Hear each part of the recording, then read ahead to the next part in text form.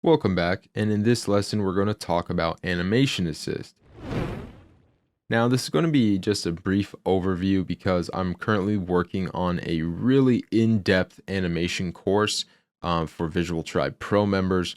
Just for this, we're going to get into it and I'm going to show you kind of what the Animation Assist does and how to get it started. So let's come and create a new canvas. You can choose whatever, it doesn't really matter. If your canvas is too large, you won't have very many animation frames available to you. But since this is a demo, we're not going to be, getting crazy with our frames. So just know that each one of your layers will be considered a frame. So if we add 4 layers, that will be 4 frames. But if we group those layers together, now it's 1 frame. So you can have multiple layers in a group that will still only count as 1 frame in your animation. If those are outside of the group, then you're going to have separate layers as separate frames. Come over here to your wrench, go to Canvas, and turn on Animation Assist. Page Assist is right below it, and this is a very similar feature, but Page Assist works more like a PDF per se, where you can have different things on different pages, maybe for notes, maybe for comic strips, that isn't going to ask you to play it into an animation. So it's essentially Animation Assist, but without the animation part. So for Animation Assist, we're going to jump right in. And here you have a new little window down here. This is your Animation Assist frame. So if you tap on the first frame, you get a special option called background. And if you tap on the last frame, you get a special option called foreground. With these different options, they do exactly what you might think they do.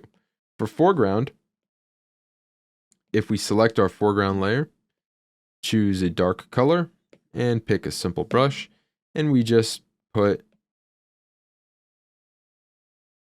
some marks here at the top. Now when we play our animation, those marks will stay there no matter what. So if we come to our other frames, and let's say we pick a purple color, and on the first frame, our purple is here, on the second frame, our purple's here, and on the third frame, our purple's behind that. If we press play, you can see that this all happens behind that text. Now, I can see that it might be hard to see with that color, so let's choose something darker.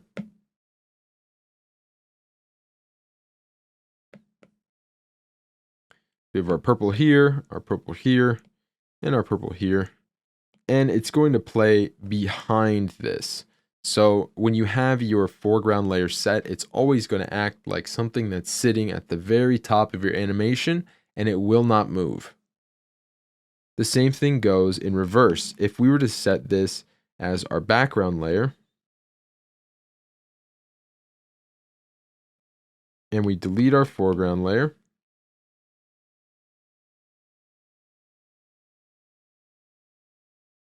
and we erase all of that, and let's grab like a green or something, make it easier to see. So if we have our green here, we go to our next frame, the green's here, the next frame, the green's here, and the next frame, the green's here. When we press play, you can see that this is going on top. If we come to our settings tab here, you can see we have some different options. Let's just go to frames per second and turn this down for the demonstration. So when we have our background layer set, by tapping on it and choosing background, everything plays right on top of it. So foreground, everything stays on top. Background, everything stays below. Now let's delete all of these layers and create a simple animation. So one way that I like to use the foreground layer is as a guide. So let's take a grayish color, turn the brush size down, and let's draw what we would assume is how a ball would bounce, right? So let's just go boing, boing, boing, boing, boing, right? I mean, we're not scientists here, we're artists. We can get down to the nitty gritty and look at different types of animation, look at timing and spacing, and we can easily figure out how this is supposed to bounce. But for the sake of this, we're going to just wing it, okay? So this is how our ball is going to bounce, right? In the sections where we have these arches here, this is where the ball is going to slow down, right? So the ball is going to slow down here, and then as it falls, it's going to speed up, and as it comes up, it's hanging out in the air, right, for more time. As it goes down, it's going to speed up, and then it's going to bounce quickly, and then hang out in the air because, you know, when things bounce, they kind of slow down and then speed up, right? So let's use that information to just mark some frames. So up here, let's do 1, 2, 3, and then kind of space them out where it's going to be faster. And then slow it down again. And slow it down again. And slow it down again, right? So we have more frames concentrated here at the top than we do in the sides. Just a rough example, right? Let's go ahead and lower this opacity, and we'll create a new layer and drag this at the bottom and set that top layer as our foreground. That way we can animate and use this as a guide without having it, you know, interfere with our animation. So let's pick just straight black and turn the opacity all the way up, and that's all we're going to do. Now we have our first frame selected. If we come into our settings and we see our onion skin frames and our onion skin opacity, this is going to show us what frames are ahead and what frames are behind our current frame.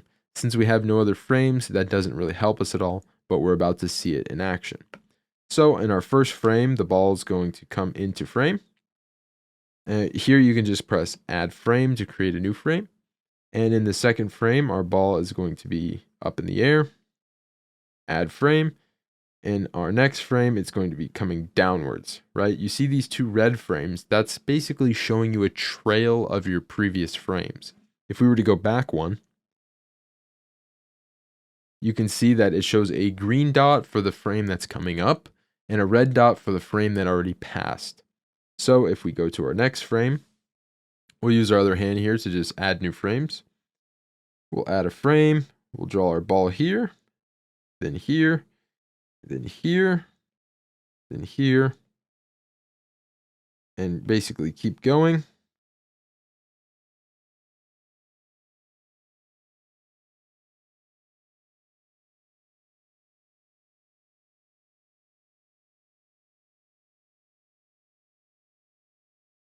And if we press play, we've got ourselves a little animation. It's very goofy, and if we turn it up, you're going to have standard frames will be, 24 frames per second for a standard animation.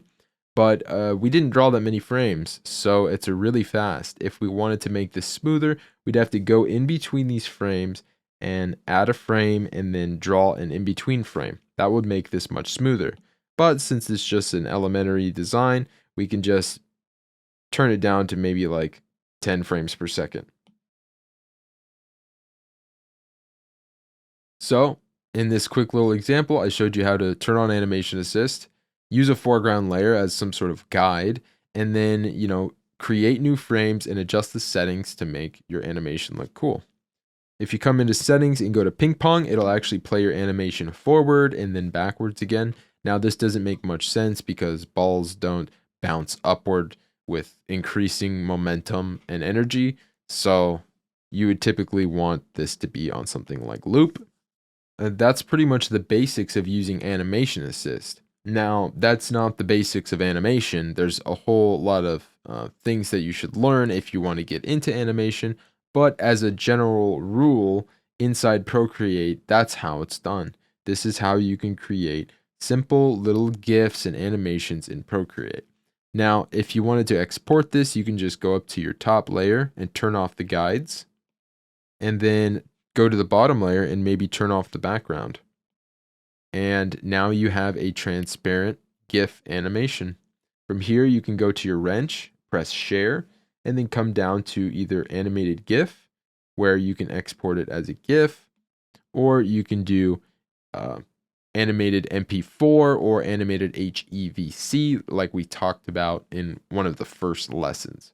The HEVC will let you export this animation transparently as a video file, If you do animated MP4, it will automatically put a white or a black background behind your animation. And then if you export as an animated GIF, of course, it'll retain its transparency if you have this option checked, transparent background. So that's pretty much all you need to know for Animation Assist inside Procreate. I can't wait to see what kind of stuff you guys are going to create. I can show you some examples of other animations that I've created right here inside Procreate. I made this animation for my free starter kit. First, I started with something like this, and then I slowly kept editing it and changing the colors and kind of adding in between frames to make it more and more smooth. It was a lot of fun to create, and I do have that recording somewhere that I'll probably be adding to VisualTimmy Pro. And then, of course, you have the wiggly text animations, which are all too fun. Here's one I did of my logo, just having it kind of explode and then sketch into itself. That was really fun. And these are all made right inside Procreate. Once you get the hang of it, it's really not all that difficult. Here for Halloween, I made a little ghost just kind of fly in, look over at you, and then fly out. So you can see that it's just a couple frames, and it's really not all that much. It's a lot of fun to do, and especially once you get going with it, the time really flies by, and you'll have a cool little animation in no time. So I hope you enjoyed this lesson. If you have any questions, make sure to drop them down below. Requests as well. I can cover some more topics if you're having trouble. There's going to be one video left in this section for creative features called secret settings. These are settings that I've changed myself that I really, really enjoy. So I'll see you in the next one.